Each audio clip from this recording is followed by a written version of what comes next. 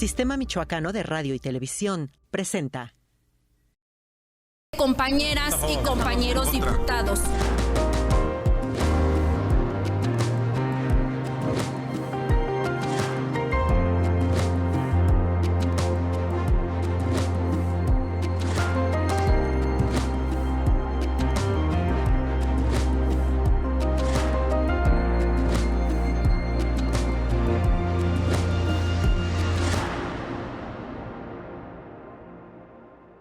Bienvenidos a Voces del Congreso, es un gusto que nos acompañen en esta ocasión aquí en el medio público del Estado de Michoacán a través del Sistema Michoacano de Radio y Televisión.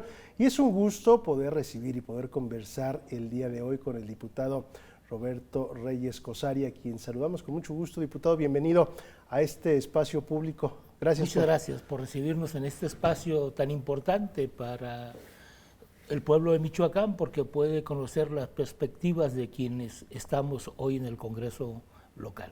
Diputado, para iniciar esta conversación, este programa, ¿quién es? ¿Quién es Roberto Reyes Cosari? Bueno, soy un profesor de educación primaria, egresado de la Escuela Normal Rural del Quinto Sonora en el estado de Sonora. Llegué a Michoacán en 1987 a laborar en el municipio de Turicato, en la comunidad de Atijo. Yo recuerdo que salía de Morelia a las 6 de la mañana y llegaba a las 11 de la noche al lugar donde trabajaba.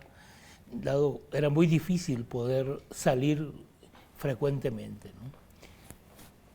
Inicié mi participación en el movimiento social, en un gran movimiento que hubo en 1989 por la democratización del sindicato, producto de la efervescencia del Frente Democrático Nacional.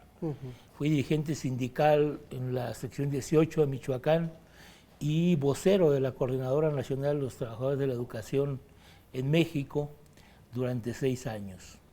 A partir de ahí inicié mi participación electoral en el 2008, todavía en el Partido de la Revolución Democrática, cuando este tenía una perspectiva de cambio para este país.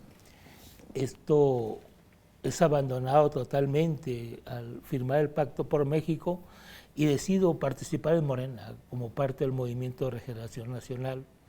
Hoy estoy en la Cámara presidiendo la Comisión del Trabajo y siendo parte de la Comisión de Seguridad y Protección Civil, así como de la Comisión Inspectora de la Auditoría Superior de Michoacán. Para entrar en detalle y partiendo de esta comisión, la cual presides, de Trabajo y Previsión Social, históricamente la lucha para mejorar las condiciones de trabajo de las y los mexicanos siempre ha estado presente. ¿Cuáles son los trabajos que se realizan en el tema de esta comisión, en el tema de trabajo y previsión social? ¿Cuáles son los grandes desafíos? Bueno, la gran reforma laboral que se aprobó en el país tuvimos que armonizarla en Michoacán. Yo reconozco que a partir del gobierno de Andrés Manuel López Obrador ha habido avances en materia laboral. Se ha incrementado el salario de manera significativa y todo este tema de justicia laboral que se aprueba con la reforma ayudan a mejorar las condiciones de trabajo. Sin embargo, hay grandes pendientes. Cuando en el 18 acompañamos al licenciado Andrés Manuel por la lucha por la presidencia de la República, nos planteamos poner el fin al modelo neoliberal en este país. Y en materia de trabajo hay un pendiente significativo, que es el tema de las pensiones y las jubilaciones. Hoy en día millones de trabajadores en México no se pueden jubilar o no se pueden pensionar porque a partir de las cuentas individuales hoy no pueden acceder a una jubilación digna. Bueno, ni siquiera les alcanzaría para obtener un salario mínimo como pensión. Entonces, esto es algo que es un gran pendiente de la Cuarta Transformación. En los próximos días haremos un foro para pedirle al Congreso del Estado, en su conjunto, al Pleno, que pueda emitir un exhorto al Congreso Federal. Y se abre el debate sobre el modelo de pensiones y jubilaciones en México. Hay quienes sostenemos que tenemos que regresar al esquema solidario, porque el tema de las pensiones no es un regalo, es un derecho adquirido por más de 30 años de laboral, de cotizar al ISSSTE o al IMSS para tener derecho a una vejez digna. Entonces, ese es un gran pendiente y que abriremos el debate en los próximos días en el Congreso local para exhortar al Congreso de la Unión que vuelva a discutir este tema. Cabe señalar que hace 2 años el gobierno federal tuvo que invertir una suma importante de dinero para lograr que algunos cuantos trabajadores se pudieran jubilar, porque no tenían derecho a hacerlo. Entonces, ese es el gran tema en el mundo laboral que está pendiente y que es tarea de todos los mexicanos.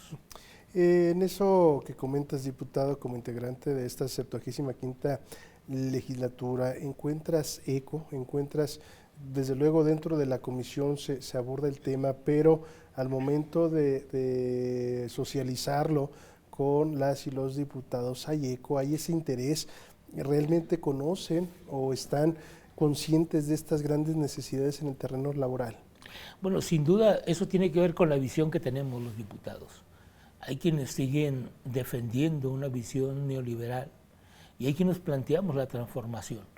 Entonces, el gran problema es que no es facultad de la Cámara local. Claro. El problema es que es facultad de la Cámara Federal. Yo me he estado reuniendo con la Comisión del Trabajo a nivel federal y con compañeros que integran la Comisión del Trabajo en otros estados para que trabajemos un exhorto conjunto a nivel nacional y podamos plantearle que se abra el debate. Quizá en esta legislatura ya no alcance, pero de quien sea nuestro candidato a la presidencia de la República será un punto fundamental en el programa de gobierno. No podemos permitir que pase más tiempo con este esquema de jubilación, porque serían muchos millones de trabajadores quienes van a morir en la fuente de trabajo o van a morir sin haber disfrutado de una jubilación o de una pensión. Entonces sí es algo alarmante.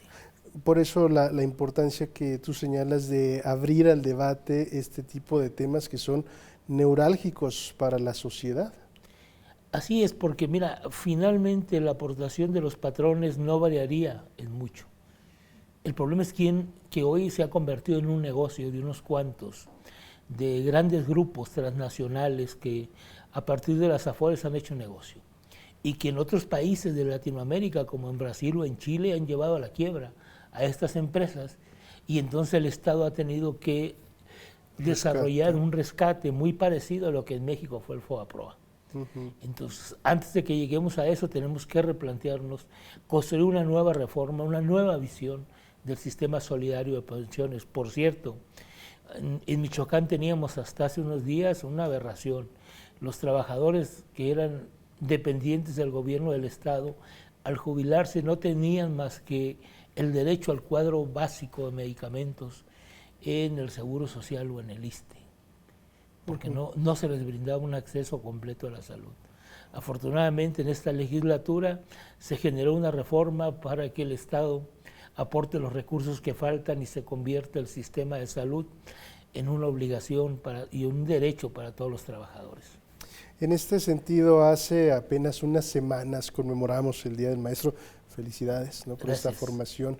Hace apenas unas semanas, diferentes voces, diferentes historias, diferentes discursos. Se ha ganado terreno en el tema magisterial ligado a estos derechos laborales. Ha costado mucho para las y los docentes en el Estado alcanzar estos derechos. Mira, ha sido una larga lucha. Yo recuerdo el primer momento en el 83, fue el primer momento que los trabajadores asumieron una lucha inicial por sus derechos. Sin embargo, en el 89 en todo el país se da un gran movimiento. Yo tengo que reconocer que hay avances, pero con una trampa muy grande por parte de los gobiernos en su tiempo, de Ernesto Zedillo, de Salinas, del propio Fox. Se vendió un sueño al magisterio. Llegábamos a la revisión laboral, no se nos aumentaba de manera significativa el salario base y se nos daban prestaciones. Que 10 días por el Día del Maestro, que un bono por el inicio del ciclo escolar. Finalmente eso no se refleja en el derecho a la jubilación. Y luego algunos gobiernos nos dicen que eso es una concesión. No, definitivamente no es una concesión. Sería importante que nos pueda decir quién puede vivir con el salario de un maestro. El maestro, un 75, un 80% tiene un salario de menos de 5,000 pesos quincenales. Y son los encargados de dar formación. Y son los encargados de dar formación a nuestros hijos. Entonces, creo que hay una injusticia del régimen en el trato que se le da al Magisterio Nacional. Más allá de los temas ideológicos, un trabajador de la educación con 5,000 pesos a la quincena, de donde tiene que pagar su traslado al centro de trabajo, y tiene que hacerse cargo de una familia, eso nos lleva a vivir en condiciones muy difíciles. Por eso, la gran mayoría ha asumido por una doble plaza. Un trabajo, una doble plaza, que es un tema muy desgastante para un trabajador de la educación que sale a las 7 de la mañana de su casa y regresa a las 7 de la tarde. Digo, ¿a qué horas planea la clase del siguiente día? ¿A qué horas descansa? ¿A qué hora tiene oportunidad de revisar los trabajos de sus alumnos? Si lo que llega es a descansar a su casa.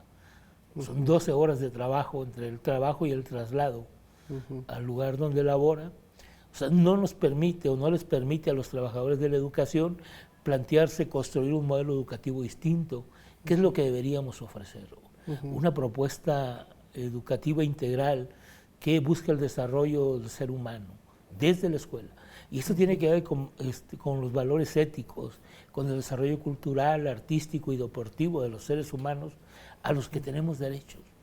Entonces, ¿qué ocupamos? Cambiar la propuesta educativa y construir un nuevo modelo educativo para el país y para Michoacán. La nueva escuela mexicana hace un esfuerzo, sin embargo, es limitado. Cuando se anunció la desaparición de escuelas de tiempo completo, algunos opositores al régimen de la Cuarta T salieron a criticar al gobierno federal, pero la escuela de tiempo completo no era una alternativa real. Que ocupamos, sí, que los alumnos permanezcan de 8 de la mañana a 5 de la tarde en la escuela, que ahí tomen sus alimentos, pero no solo es un problema de alimentos, si es el problema es formativo. O sea, veamos qué alumnos estamos produciendo. Entonces, ese es un debate importante que tenemos que empezar a dar. Que en Michoacán se mantuvieron algunas escuelas de tiempo pero completo. se mantiene un modelo erróneo, un modelo neoliberal. O sea, no hay una formación integral, no tenemos maestros de danza, de cultura, de educación cívica y ética que estén formando a los alumnos. ¿Qué se mantuvo? La alimentación. Solamente. Eso no resuelve. No resuelve cuando planteamos un nuevo sujeto social, cuando planteamos un nuevo ser humano, cuando planteamos disminuir el consumo de drogas, la inseguridad. O sea, tiene que ver con eso. Hoy, ¿quién educa a los niños? El celular. Entonces, eso es la sociedad que tenemos. Queremos una sociedad distinta, más segura, más igualitaria, más justa. Formemos seres humanos para eso. Tenemos que hacer una pausa, diputado, y regresamos el día de hoy platicando con el diputado Roberto Reyes aquí en Voces del Congreso.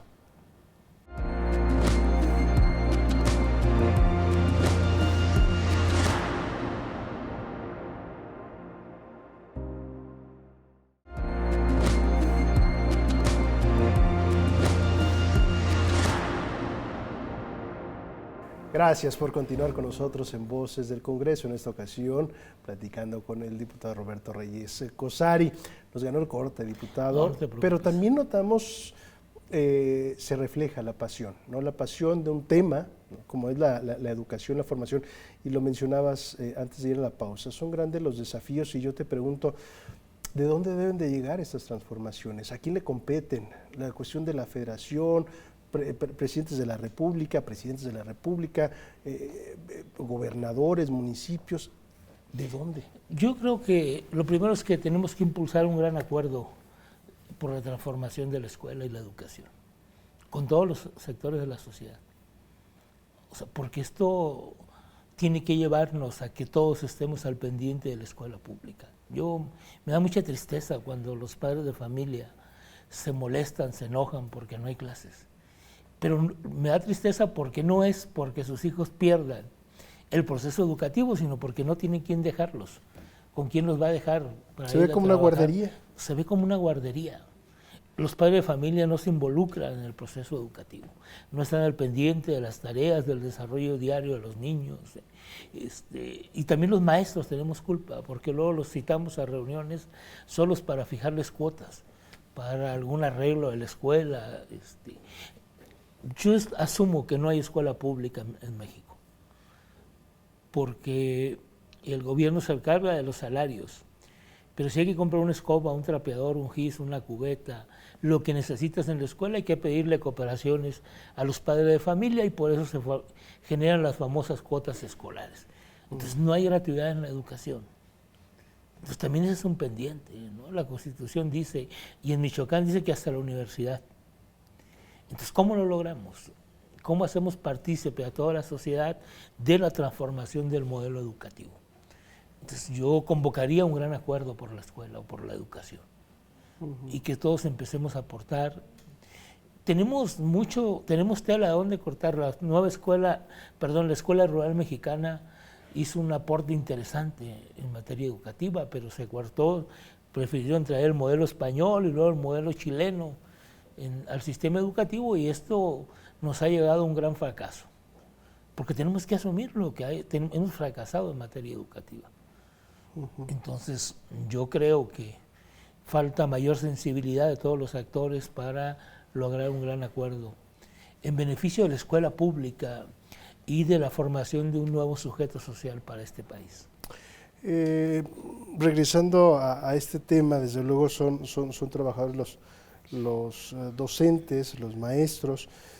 Hablaba de esta reforma, ¿no? El trabajo y previsión social.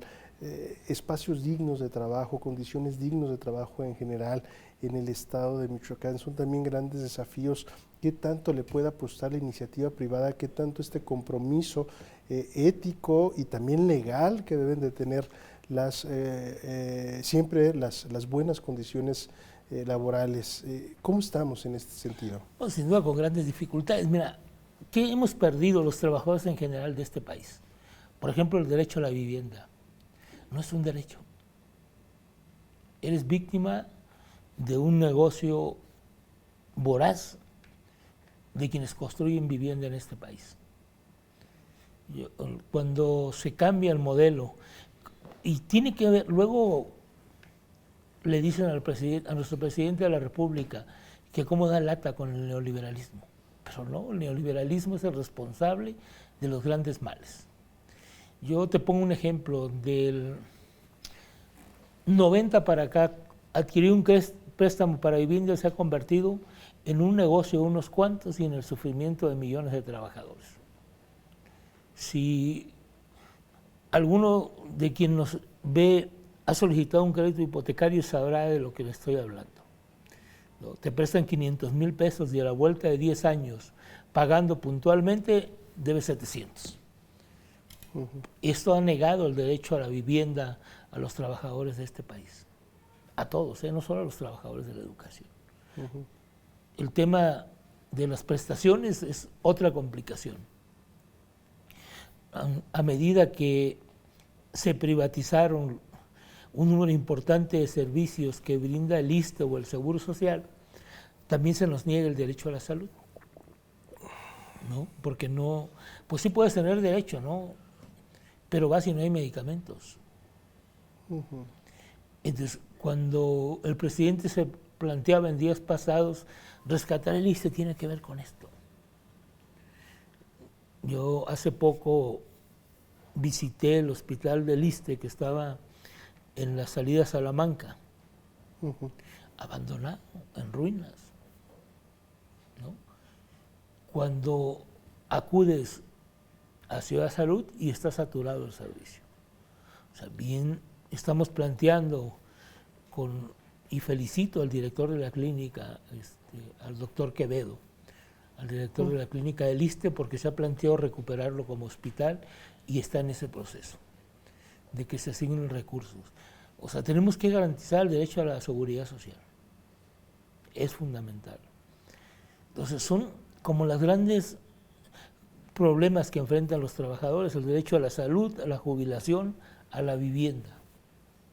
Se han convertido en sistemas de esclavitud financiera para los trabajadores, porque tienen que pagar toda la vida. ¿Qué pasa con los trabajadores del campo?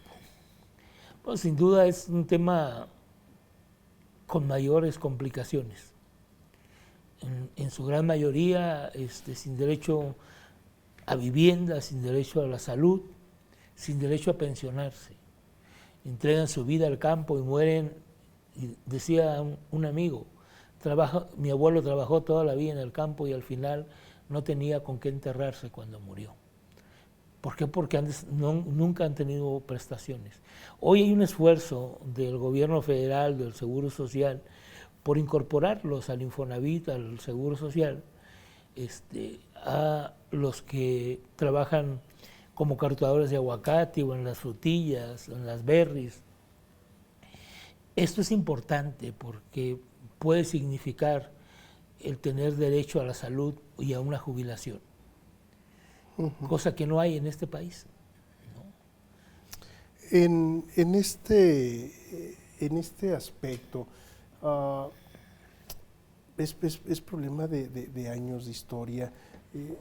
¿Hay esperanza para un cambio en este sentido? Mencionabas ahorita, diputado, estos esfuerzos que se hacen desde la federación.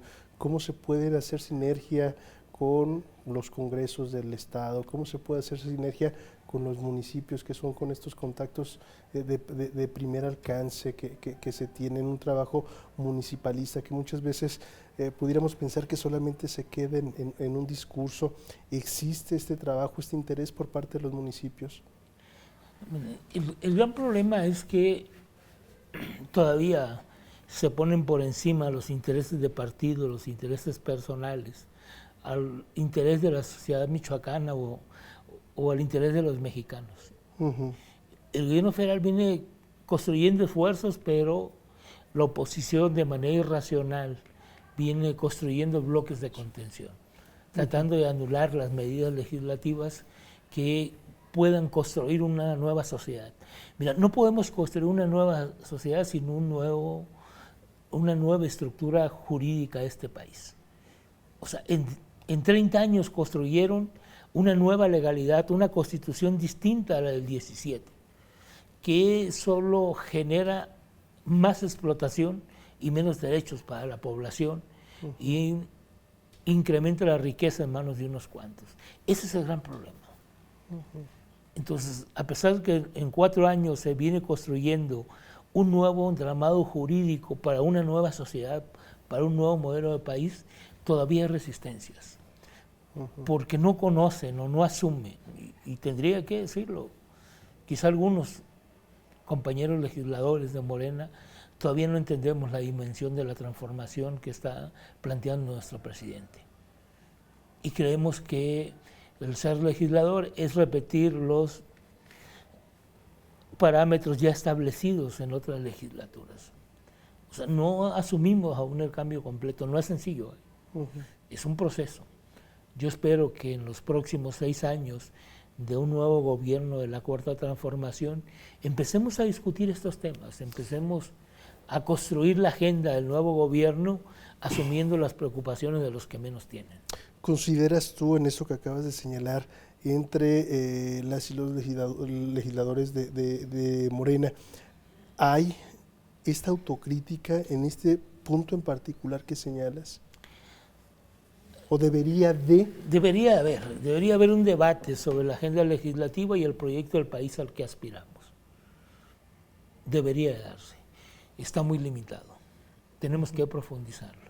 Y tenemos que dejar un esquema de discusión y debate para que los nuevos legisladores se incorporen ya al proceso de la transformación y no tengan que pasar por el aprendizaje que lleva el Congreso y generar mejores resultados que los que hemos generado nosotros. Asumimos que hay una deuda con el movimiento y con la sociedad que plantea y defiende la Cuarta Transformación. Tenemos que reconocerlo. Diputado, tenemos que hacer una pausa y regresamos. Hay otros temas que nos gustaría mucho escuchar tu punto de vista, tus reflexiones y desde luego este trabajo en el interior de la 75ª legislatura. Gracias. Hacemos una pausa, regresamos con más aquí en Voces del Congreso.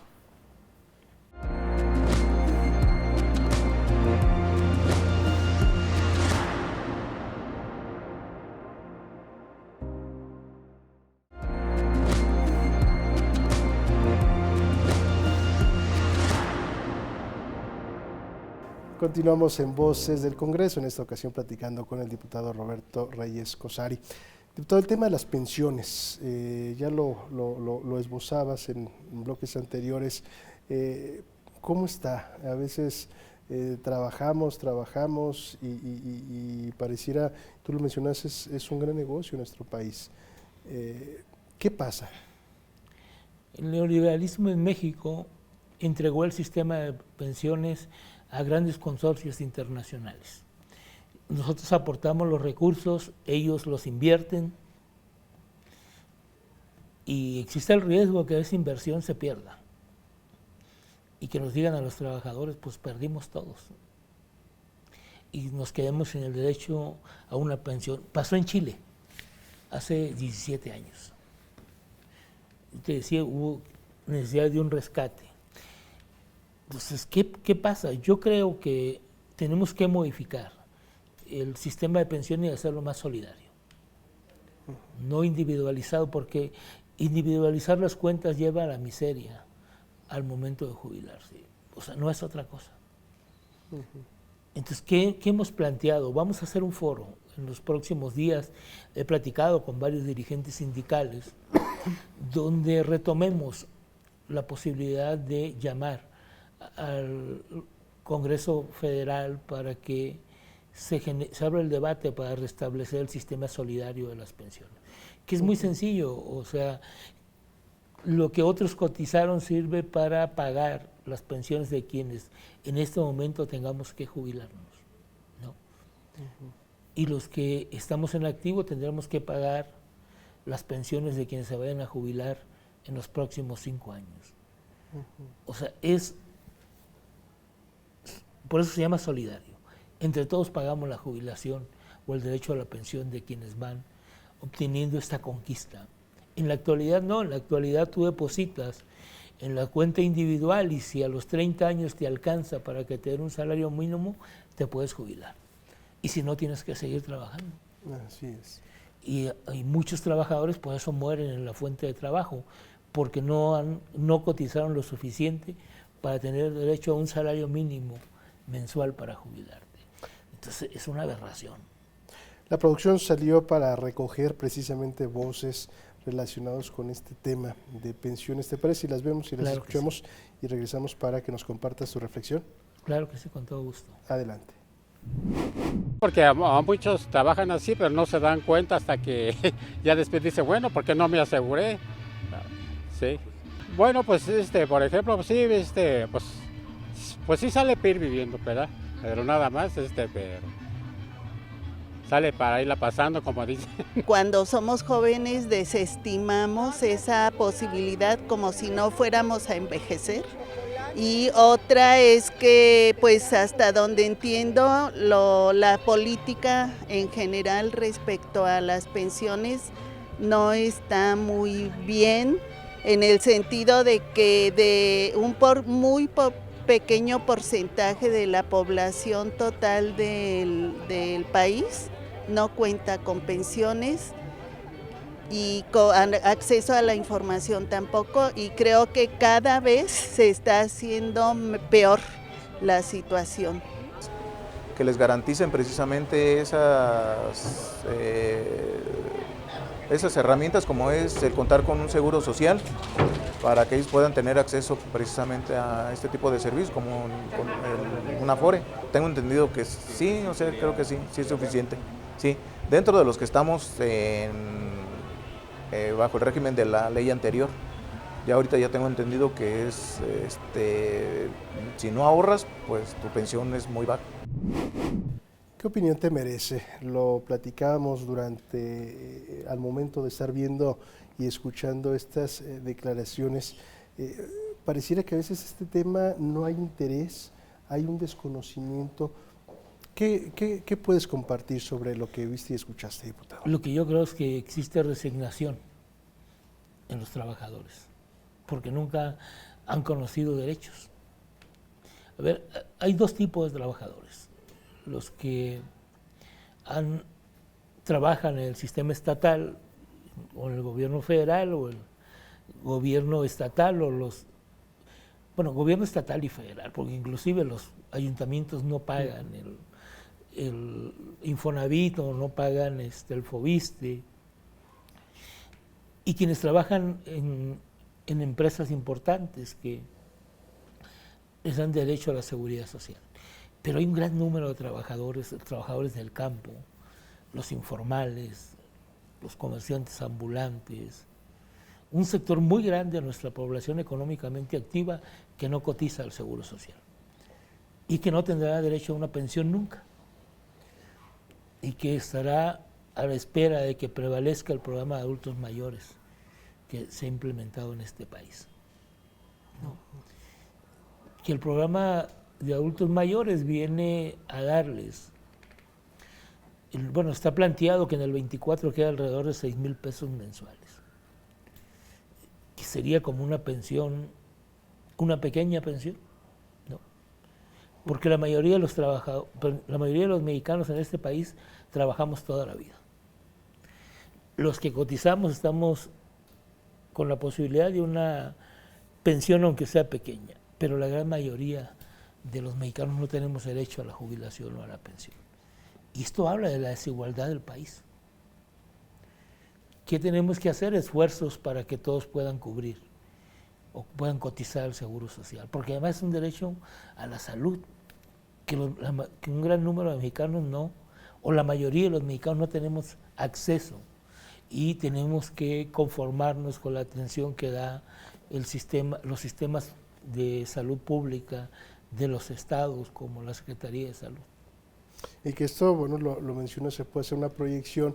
También nos vemos a este sector del adulto mayor que después de entregar la vida a su trabajo, también las condiciones que están viviendo hoy en día, ¿no? En algunos casos.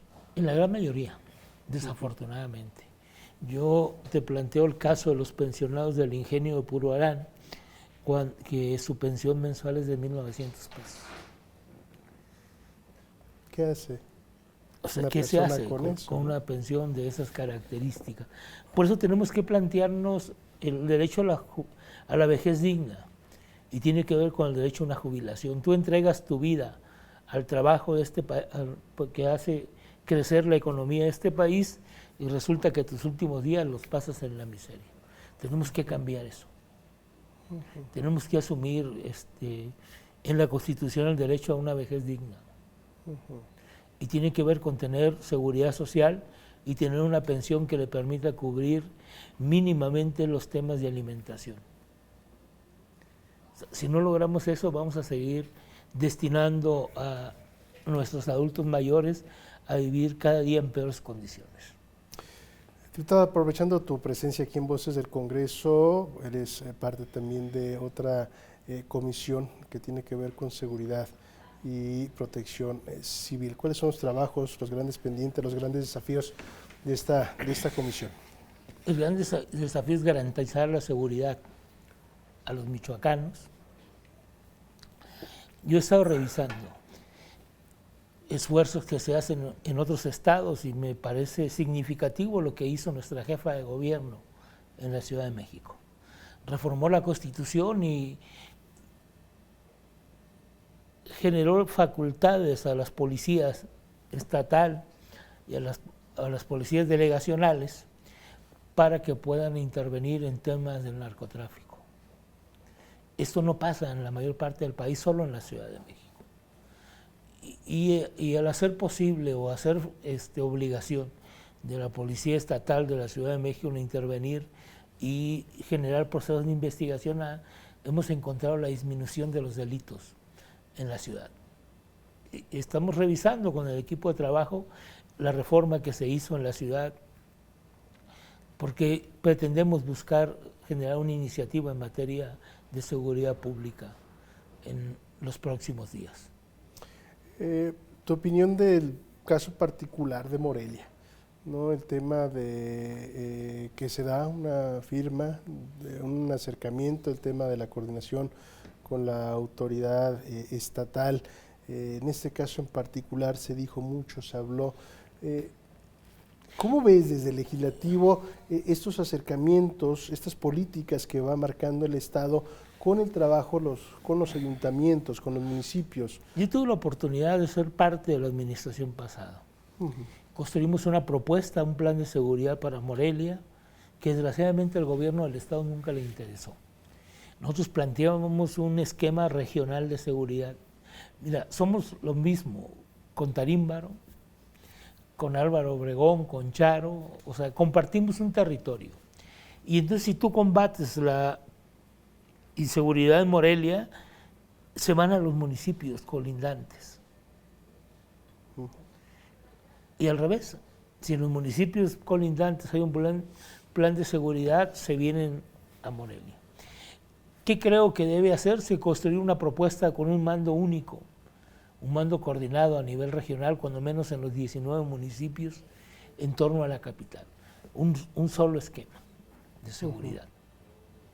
Es importante, lo mencionabas, garantizar la seguridad de las y los michoacanos, porque esto va a impactar en temas de inversión, en temas de salud, en temas de educación. Es fundamental el trabajo que se tiene que hacer en este renglón. Sí, es necesario hacer un esfuerzo adicional y buscar nuevos esquemas.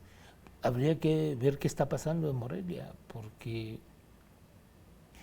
habría que revisar los números de la incidencia delictiva hace 3 años al día de hoy. Habría que retomar el planteamiento de un esquema regional de seguridad que permita combatir la delincuencia de manera conjunta en estos 19 municipios, cuando menos al interior del Estado, pero también había que plantearnos el papel de los elementos de seguridad pública estatal. No podemos seguirnos escudando de que no nos toca combatir a la delincuencia organizada. No podemos seguir haciendo omisos ante eso. Entonces habría que reformar la Constitución. Yo voy a presentar una iniciativa en los próximos días para darle más elementos a los elementos de seguridad pública estatal para el combate de la delincuencia. Diputado, tenemos que hacer ya la última pausa de este espacio. Regresamos para compartir reflexiones sobre lo que hemos conversado el día de hoy aquí en Voces del Congreso, platicando con Roberto Reyes Cosari, diputado integrante de la 75ª legislatura, este día aquí en el Sistema Michoacano de Radio y Televisión. Pausa y regresamos.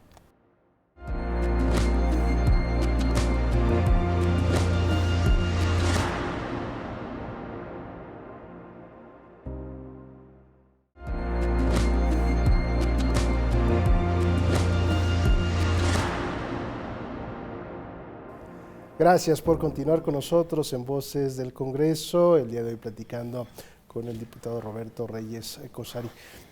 Diputado, vamos un recorrido de tema nacional, estatal y desde luego la importancia que deben de tener los municipios.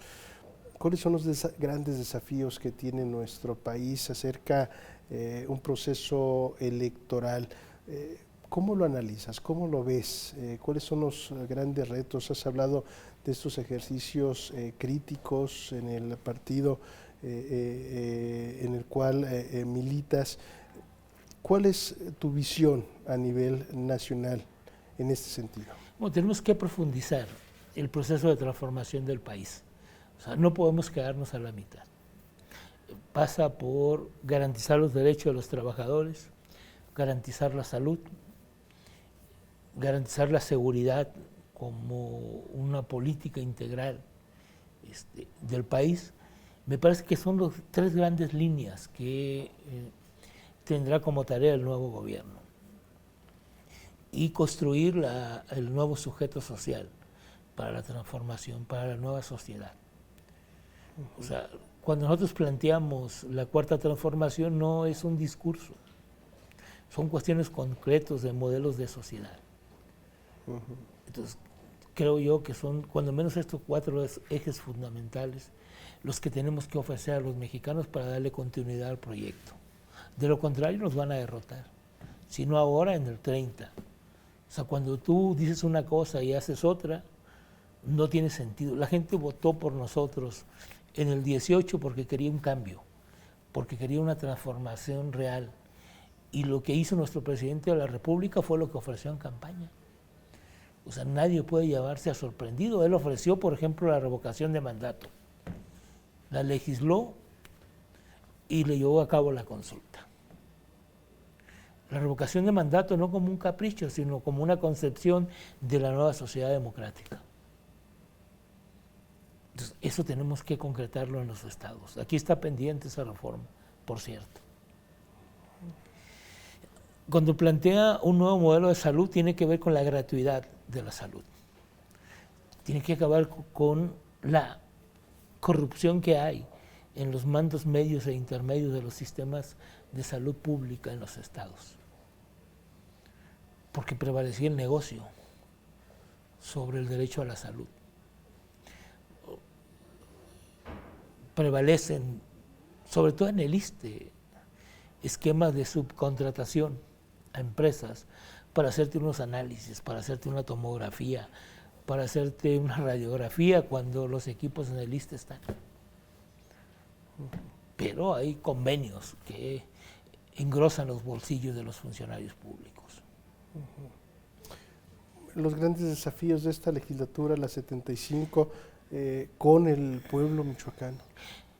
Primero, garantizar una reforma que busque consolidar la seguridad pública. Ese es un reto.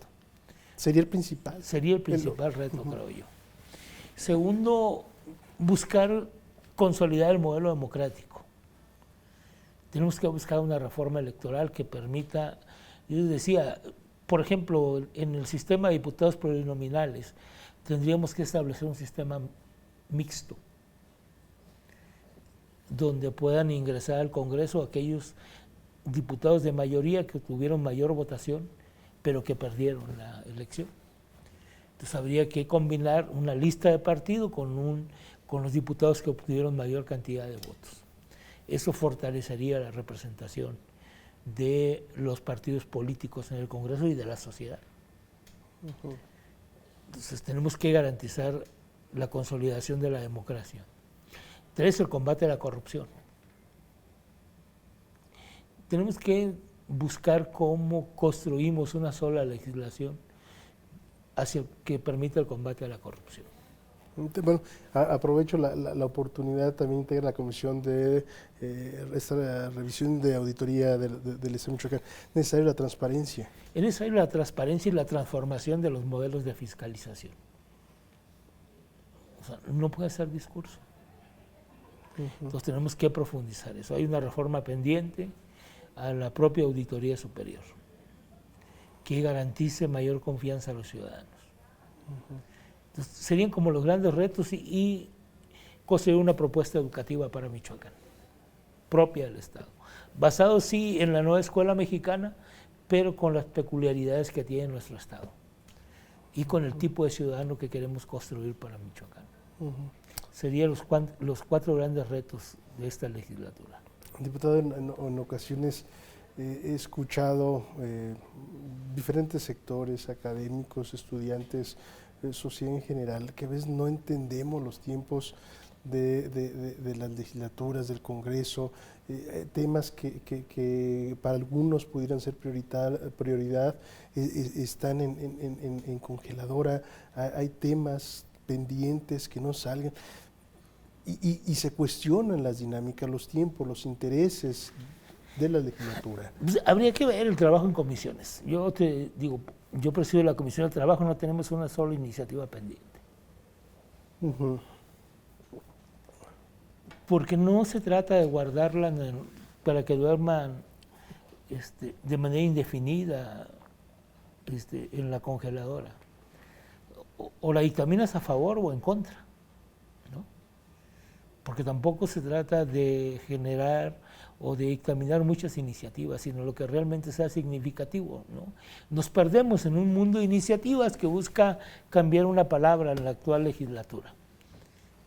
Entonces, no, hay grandes retos. Yo he generado cuando menos 3 iniciativas que yo considero desde mi punto de vista fundamental. Uno tiene que ver con el derecho con la revocación de mandato. No como un capricho de alguien, sino como parte de una propuesta que le hicimos a los mexicanos. 2, el presupuesto participativo, como la forma de redistribuir el poder, de construir el 4º nivel de gobierno, donde los barrios, las comunidades y las colonias puedan tomar sus decisiones, definir en qué se ejerce el presupuesto que les corresponde como ciudadanos de este estado. Entonces, estamos planteando la posibilidad de que iniciemos con un fondo dedicado al presupuesto participativo, donde las colonias, las comunidades puedan concursar con proyectos de obra o programas a desarrollar en su demarcación territorial. Esa es una iniciativa que está pendiente de dictaminar.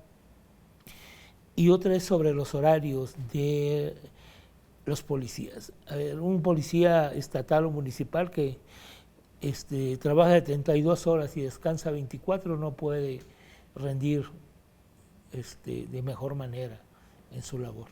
Entonces tenemos que adecuar, hacer más humanos los horarios de los policías y de los elementos de seguridad pública. ¿No? Estoy pendiente en presentar una propuesta de reforma a la Ley de Seguridad sobre las facultades de la Policía Estatal. La tengo pendiente de presentar y el exhorto para que se modifique el sistema de pensiones. Me parece que si yo lograra convencer a los legisladores que es necesario aprobar estas 4 iniciativas, me sentiría plenamente satisfecho de mi paso por el Congreso. ¿Consideras que son difíciles de convencer? Es difícil porque primero tiene que ver con una visión de país. ¿En qué tipo de país o estado aspiras a vivir? ¿Cuál es el modelo de sociedad a la que aspiras? Entonces luego el debate no está en eso. Que esa es la gran complicación que tienen los congresos locales. O sea, ¿para qué legislar? Tampoco se trata de generar 200 iniciativas que buscan reformar una letra o una palabra. Eso no es sustantivo. Yo diría no quiero ser grosero al calificar ese trabajo legislativo, pero yo no lo veo que sea significativo. No te mides por el número de legislaturas, de iniciativas que presentas, sino la dimensión, el calado de lo que estás planteando. O sea, si estás planteando realmente ser parte de la transformación o lo que haces es dejar que el tiempo pase para que no cambie nada. Entonces ya en la parte final, hacer este juego de palabras, ya lo habíamos conversado, y que nos comparta lo que pasa a tu mente, ¿te parece? Claro que sí, con todo gusto. Michoacán. Un reto. 75 legislatura. Complejo. México. Una nueva realidad y una nueva forma de vida. Educación. El proceso para construir un nuevo sujeto social. Maestros. Compromiso. 4T. El sueño de un país distinto. Morena. El sujeto para la transformación. Seguridad. Un déficit. Mujeres. Es fundamental su participación. Diputado, ¿algo más que quisieras compartir en este espacio? Y bueno, también aprovechar, agradecerte tu participación en este medio público del Estado de Michoacán. ¿Algo más? Bueno, creo que los ciudadanos merecen que podamos debatir de cara a los grandes problemas del Estado. Es necesario asumir a plenitud la cuarta transformación como proyecto de país. Estamos quedando a deber en el legislativo y inclusive en el propio ejecutivo, porque bueno, es una labor complementaria, ¿no? Entonces, si nosotros no generamos las leyes para que el ejecutivo pueda hacer realidad la transformación del Estado, no hay forma de exigir. O sea, es necesario un nuevo andamiaje jurídico para el Estado y para el país, y tenemos que trabajar en eso. Yo creo que los medios de comunicación también tienen que jugar un papel en este proceso de transformación. Tendrían que llamarnos a debatir los grandes problemas en programas de este tipo, donde las diferentes opciones partidistas presentemos las propuestas, ¿no? Porque es muy fácil construir clichés en la vida pública y encerrarse en eso sin tener compromiso de explicarle a la población qué significa. Por ejemplo, ¿qué es la 4T? Y para mí la 4T es el derecho a la alimentación, a la educación, a la salud, a la vivienda, a la seguridad. Los derechos plenos de la sociedad. Si no logramos que esto sea realidad desde la propuesta de la Cuarta Transformación, pues vamos a fracasar y estaríamos engañando a la población. Te agradezco, diputado. Al contrario, muchas gracias. Y ojalá podamos mantener esta comunicación si tú no lo permites. Cuando gustes, con todo gusto, platicamos sobre grandes temas, ¿no? Que son la verdadera transformación. Ahora no se puede hablar de democracia si no hay más frijoles en el plato de la casa. Me quedo con eso. Roberto Reyes Cosari, el día de hoy aquí en Voces del Congreso, le agradecemos mucho su presencia, le invitamos a seguirnos, a comentar desde luego este espacio también en las redes sociales y tenemos una cita en nuestra siguiente emisión. A nombre de todas las personas que hacen posible este espacio agradecemos su atención. Mi nombre es Eric Serpa, pásela bien. Compañeras y compañeros diputados.